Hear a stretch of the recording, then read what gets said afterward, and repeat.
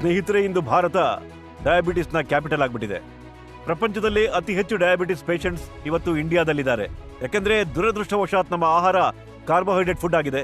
Carbohydrate food ನೀವು veg ತಿನ್ನಿ ಅಥವಾ ನಾನ್ ವೆಜ್ ತಿನ್ನಿ, ಬರೋ 2-2.5 ಗಂಟೆಗಳಲ್ಲಿ ನೀವೇನೇ ತಿಂದ್ರೂ ಕೂಡ ಅದು ಫ್ಯಾಟಿ ಆಸಿಡ್ ಮತ್ತು ಗ್ಲೂಕೋಸ್ ಆಗಿ ಕನ್ವರ್ಟ್ ಆಗ್ಬಿಡುತ್ತೆ.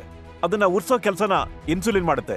ಇನ್ಸುಲಿನ್ ನಿಮ್ಮ ದೇಹದ ಡಿಸಾಲ್ವ್ಡ್ ಆಕ್ಸಿಜನ್ ನ ಸಹಾಯದಿಂದ ಫ್ಯಾಟಿ ಆಸಿಡ್ ಮತ್ತು ಗ್ಲೂಕೋಸ್ ನ ಉರಿಸಿ ಎನರ್ಜಿಗೆ ಬದಲಾಯಿಸುತ್ತೆ. ಆದ್ರೆ ಇವತ್ತಿನ ದಿನ ನಮ್ಮ blood circulation oxygen level disturb ಆಗಿರೋದ್ರಿಂದ ಇನ್ಸುಲಿನ್ಗೆ ಪ್ರಾಪರ್ ಪ್ರಪೋರ್ಷನ್ ಅಲ್ಲಿ ಗ್ಲೂಕೋಸ್ ಅನ್ನ ಕರಗಿಸಕ್ ಆಗ್ತಾ ಇಲ್ಲ. ನೀವೀಗ ಊಟ ಮಾಡಾಯ್ತು, ಒಂದ್ ಕಡೆ ಗ್ಲೂಕೋಸ್ ಜನರೇಟ್ ಆಯ್ತು, ಇನ್ನೊಂದ್ ಕಡೆ ನಿಮ್ಮ ಇನ್ಸುಲಿನ್ ಕೂಡ ಜನರೇಟ್ ಆಯ್ತು.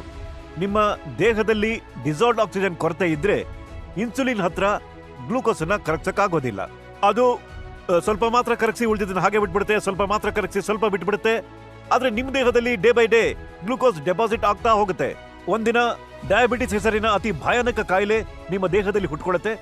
ಈ ಡಯಾಬಿಟಿಸ್ ಆಕ್ಚುಲಿ ಕ್ಯಾನ್ಸರ್ಗಿಂತ ಹೆಚ್ಚು ಭಯಾನಕ ಕಾಯಿಲೆ. ಡಯಾಬಿಟಿಸ್ ನಿಮ್ಮನ್ನ ಒಳಗಡೆಯಿಂದ ಪೊಳ್ಳು ಮಾಡಿ ಹಾಕುತ್ತೆ, ದೇಹಕ್ಕೆ ನಿಶಕ್ತಿ ಉಂಟಾಗುತ್ತೆ.